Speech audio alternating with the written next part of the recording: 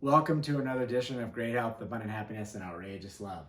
I think you got a short piece of the book we want to hit Exactly. right now. Super short, very pertinent to what's going on in the world right now. You are part of something much bigger. Sometimes we get caught up in the weeds of everyday life here on this planet. The person getting caught up is your small self or your ego. And the weeds you're getting tangled up in are usually very unimportant when you stop and look back at the big picture. So ask yourself the question, will this even matter in 5 years? I mean, you may even say, will this even matter in 3 years or 2 years? Is it going to matter in a year? Right. Sometimes the things are so unimportant, they're probably not going to matter, in a couple of hours. No, that's right.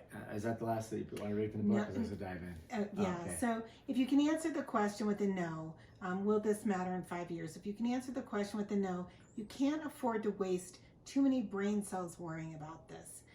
We now like to meditate to get our big self or our higher self, as Jeffrey likes to call it, above it all. When you're able to rise up and look at your physical body, look at your house, your town, your state, your county, the planet, you quickly realize that you're part of much more. This simple exercise will allow you to put all this into perspective, right? Right. I know you didn't have a lot to read there. Why don't you just get that out? But yeah, going back to what you said about the weeds, and yeah, I always like to ask the question, is this going to matter in 5 years? But to your point, some of the stupid little things don't even matter tomorrow.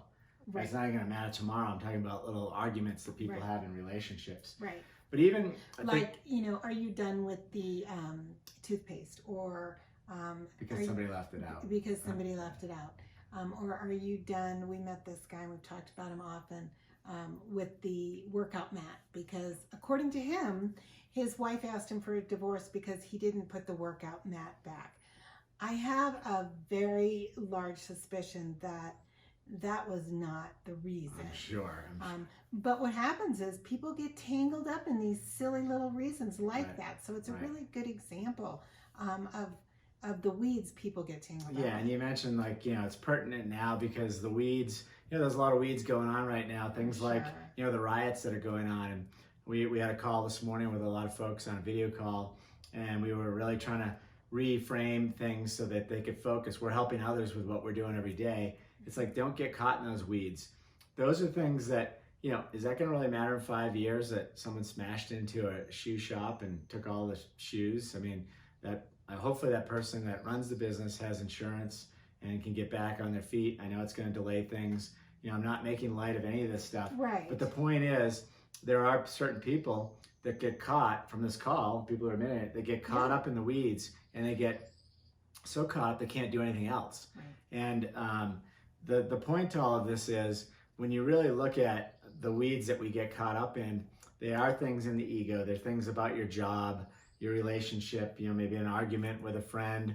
It's things going on, politics, things going on in society, different things that get you locked down for a couple of weeks. There's all kinds of things going on like that you need to look at those as getting caught in the weeds. You really don't need to be caught up in there. It doesn't mean you don't think about any of that stuff ever, because there are things in our life that come in, and especially if you're talking about with a significant other. And if Karen ever got mad at me, I don't want to ignore that, right? I don't want to ignore it. But the point is, you can't let this stuff be all consuming and ruin the whole relationship over something stupid. That usually most arguments, I'm talking about most arguments afterwards, after the fact, people look at each other like, what'd you argue about? Well, it was really just something stupid. Right. If a lot of times you don't want to admit to anybody what you're talking about. Right? And sometimes I'll even talk to people, and you as well, and ask them, they're getting a divorce. Why are you getting a divorce? Well, apparently I was a slob. Okay, come on. It's not because you left your socks out, or whatever the reason that people will give. That's our ego trying to save face with the reality that, we failed somewhere else, right? We definitely failed somewhere else, whether it was just in the communication of, with our partner of wanting things a certain way. But the bottom line is that We're all part of something so much bigger. So don't let your ego say, oh, well, it happened because of this. Look above yourself and look at your physical self. It's almost a surreal experience where you're sort of floating above, looking at your world, looking at, you know, everything that's happening as if you're just viewing it without having the attachment to it.